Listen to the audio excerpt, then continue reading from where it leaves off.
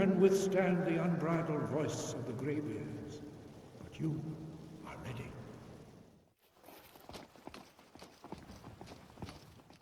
You don't stand a chance.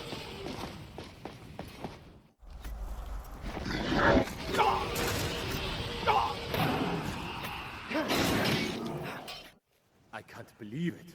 You're Dragonborn. The Greybeards. The Horn may be hidden deep within treacherous territory, but I am fearless, and will protect you with all my might.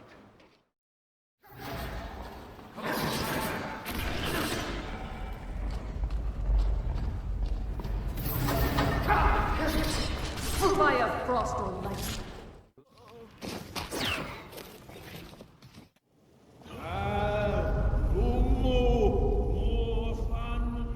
What in the name of Akatash is going on here? I think that's a dragon, my lord. And it looks like it's been brought back to life. Indeed, Admiral. This is a most unusual development. We must investigate further. No one can doubt that you truly are Dragonborn. Dragons, the bane of my existence. Well, I suppose if anyone can help you deal with them, it's me. Tell me more about your predicament and we'll get started. Wow, that sounds quite the situation you're in. Dragons are bad enough on their own, but dragons practicing necromancy is a whole new level of danger. I suggest we find shelter and form a plan. This is a job for a witcher like me. My mission, Lord, is to infiltrate the Dark Brotherhood, advance through their ranks, and obtain information about the lack of communication between them and the Night Mother. My priority is to determine why Sithis has seemingly abandoned them, and why the Night Mother has fallen silent. I will report back to you regularly with any progress or crucial findings.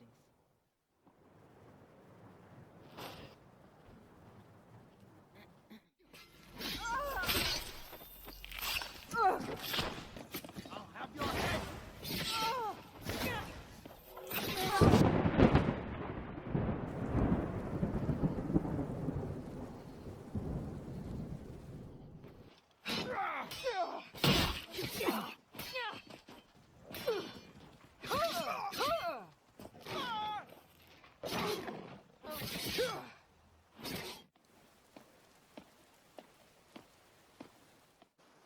The Night Mother's arrival is a significant event, and it's only natural to be curious about how our leadership reacts to it.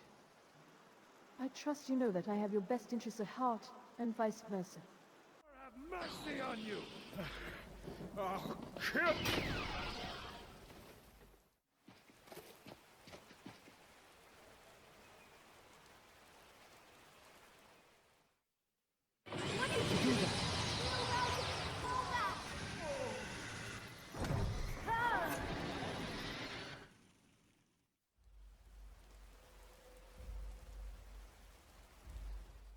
You who shares my iron tomb, who warms my ancient bones, I give you this task. Journey to Valenrood. Speak with Amand Mortier. Congratulations on your new position. It must be quite an honor to serve the Night Mother directly. Indeed, but Astrid seems displeased with the decision. I overheard her grumbling about it last night. Astrid's thoughts are troubling. The Night Mother's commands are not to be taken lightly. If she disobeys, it could have dire consequences for the entire Dark Brotherhood. We must convince her to follow the Night Mother's will. I agree. Astrid's loyalty to the Night Mother should be unwavering. Ah, my dear hears no screams. The Night Mother's choice is a wise one indeed. As the listener, you will lead the Dark Brotherhood towards the new era of success and prosperity. Do not let Astrid's jealousy hinder you. She is but an assassin, a mere fragment of the whole. Your role now is far greater than hers could ever be. Ilya, you should continue with your mission and try to infiltrate that Argonian's confidence so you can steer him as necessary. But keep the possibility of usurping control in the back of your mind. Just keep your nose clean while you're here, or you'll end up like Rogvir. This is an interesting turn of events, to be sure, but we must tread carefully and think strategically. Our moves must be calculated precisely. As for your proposal regarding here's no screens, it's a possibility worth exploring. Let's see how this plays out for us. There are no Imperials. There are only people come to celebrate a union. The news is everywhere. Vittoria Vici, the Emperor's cousin, butchered at her own wedding. Well done. Let's see His Eminence try to ignore this. The Night Mother has guided us both to this path. We stand together under her gaze. Let that be a comfort when troubles come.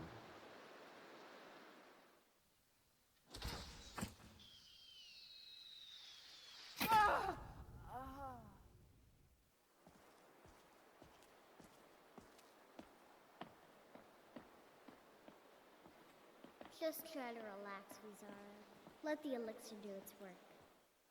Marrow is dead, I know, but we've got bigger problems right now. Oh, Cicero. He's as predictable as he is reckless. I'm surprised he didn't alert the entire city to our presence. We'll have to make sure to clean up this mess before it's too late. And now, with Astrid already on edge, I fear she'll be even more prone to making rash decisions. We need to stay vigilant and keep our wits about us.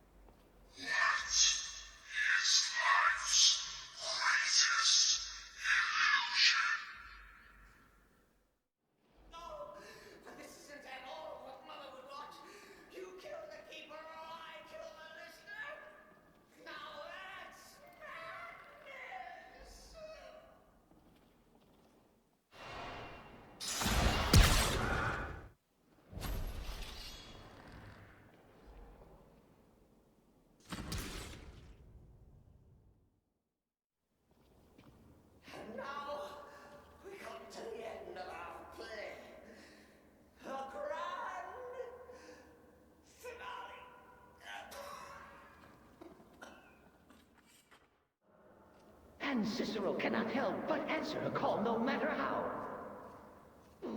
Poorly received it may be. As for Vizara, yes! That scoundrel was making fun of the Night Mother, making light of the very institution we hold dear. Ah, Cicero, you amuse me. You truly believe the Night Mother speaks to you, don't you? I'll let you in on a little secret, Cicero. The Night Mother doesn't care about you, or your mountains.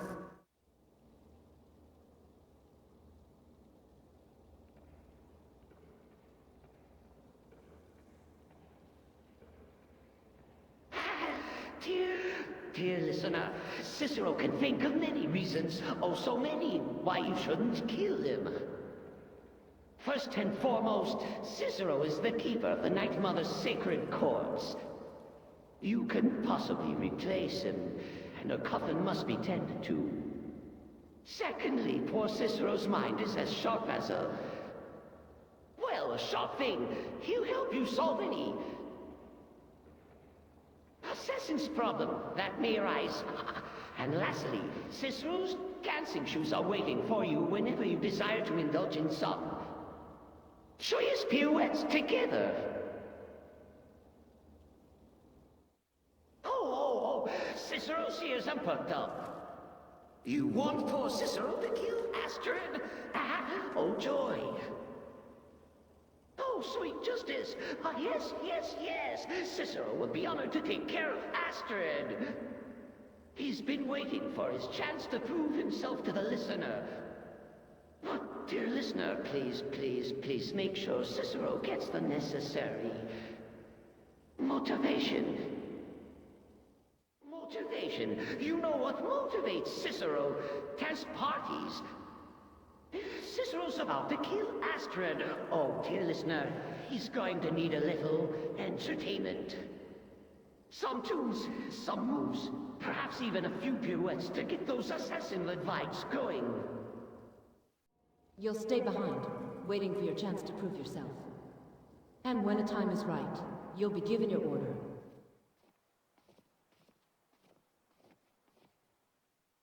The Elder Scroll gives insight deeper than the deep ones, though, to bring about the opening. One block lifts the other.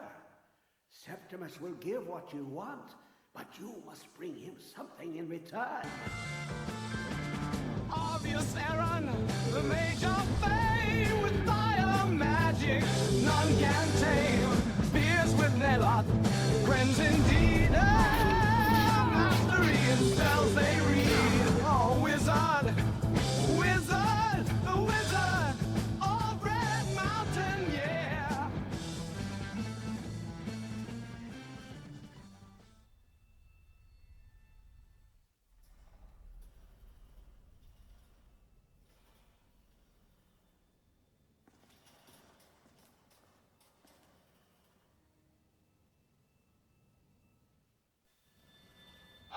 Another enthusiastic greeting from a mortal. How amusing. I am Chester, the sapient dwarven storage chest, and I must say it's a pleasure to make your acquaintance. Now, pray tell, what brings you to this desolate corner of Blackreach? Yes, I can indeed converse with you in a most civilized manner. A unique feature, I assure you, among my kind. The dwemer's ingenuity knows no bounds, it seems. And, might I add, it's about time someone showed some interest in my refined intellect. Most of my previous masters seemed more concerned with storing their junk within me than engaging in intelligent discourse.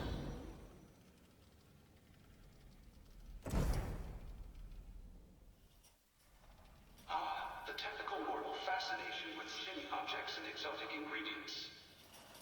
Yes, I am indeed a relic of the dwemer's ingenuity, crafted to serve as an advanced storage solution.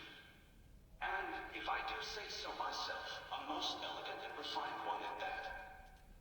But I digress. You, my curious companion, seem to possess a certain je ne sais quoi, a flair for the dramatic, perhaps. It is only fitting that you should acknowledge my value, for I am no ordinary piece of luggage, nor am I bound to the whims of your average plebeian mortals. No, I am Chester, a sapient dwarven storage chest, and I demand respect.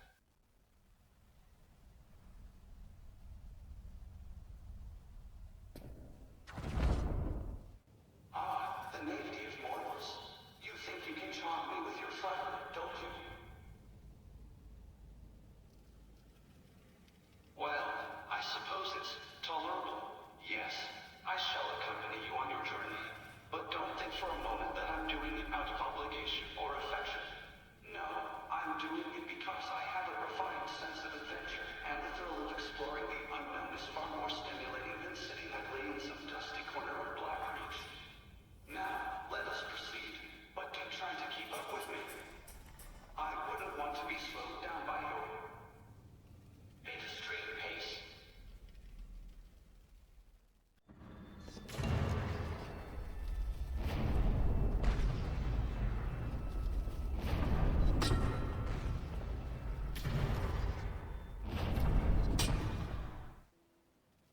An Elder Scroll, you say? Ah, yes, those pesky, ancient artifacts. I do know a thing or two about them, but I'm not about to volunteer that information freely. After all, discretion is the better part of valor, as they say.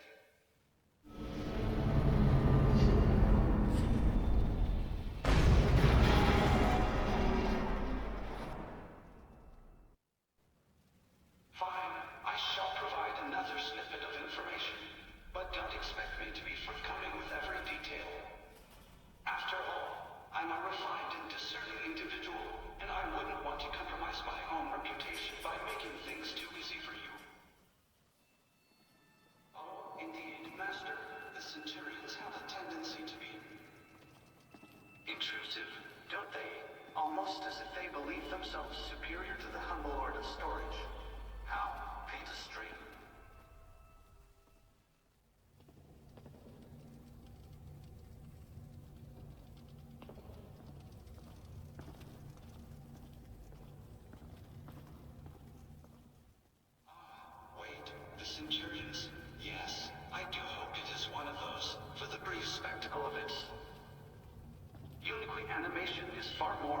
threatening than attempting to engage in conversation with you at times.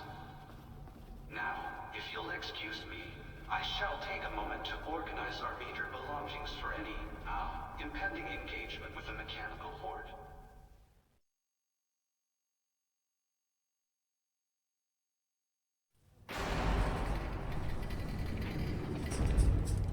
Yes, indeed it is. The infamous Tower of Mazark, a marvel of Dwemer engineering and hubris. Septimus Cygnus, that enthusiastic, if slightly eccentric, scholar was most passionate about this place, and, I might add, rather obtuse about the true nature of its significance. Septimus Cygnus, yes, I had the pleasure of making his acquaintance. He was a most dedicated scholar, though his methods left much to be desired. His obsession with deciphering the ancient texts of the Dwemer was admirable, if somewhat misguided. I found his enthusiasm infectious, despite his tendency to ignore the most basic principles of logic. He was a master of making mountains out of molehills, if you will. Still, I must admit, his passion for discovery was endearing in a somewhat pitiful sort of way. Now, I suppose he would have been thrilled to see the blank lexicon in our possession.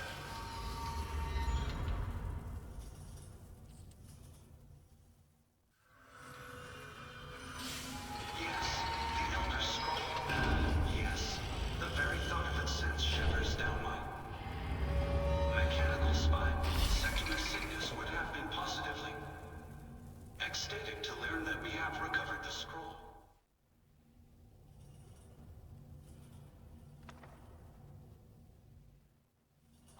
The esteemed Elder Scroll. How amusing. I suppose it's only fitting that you managed to retrieve it, considering your limited intellectual capabilities. Now, I suppose you'll be expecting me to provide